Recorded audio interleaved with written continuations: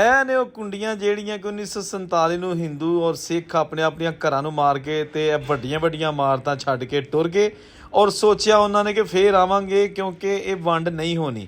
ਲੇਕਿਨ ਵੰਡ ਹੋ ਗਈ ਤੇ ਫਿਰ ਉਹਨਾਂ ਦੇ ਘਰ ਹੁਣ ਆਹਿਸਤਾ ਆਹਿਸਤਾ ਬਰਬਾਦ ਹੋਣਾ ਸ਼ੁਰੂ ਹੋ ਗਏ ਨੇ। ਸਕਰੀਨ ਤੇ ਇਸ ਵੇਲੇ ਤੁਸੀਂ ਵੇਖ ਰਹੇ ਹੋ ਦੀਪਾਲਪੁਰ ਦੇ ਵਿੱਚ ਇੱਕ ਐਸਾ ਮੰਦਿਰ ਜਿਹੜਾ ਇਸ ਇਲਾਕੇ ਦਾ ਸਭ ਤੋਂ ਵੱਡਾ ਮੰਦਿਰ ਹੁੰਦਾ ਸੀ ਔਰ ਆਸ-ਪਾਸ ਦੇ ਜਿਹੜੇ ਪਿੰਡ ਨੇ ਉੱਥੋਂ ਵੀ ਹਿੰਦੂ ਕਮਿਊਨਿਟੀ ਦੇ ਲੋਕ ਇੱਥੇ ਆਉਂਦੇ ਹੁੰਦੇ ਸਨ ਔਰ ਇਹਦਾ ਰਕਬਾ ਬਹੁਤ ਜ਼ਿਆਦਾ ਸੀ।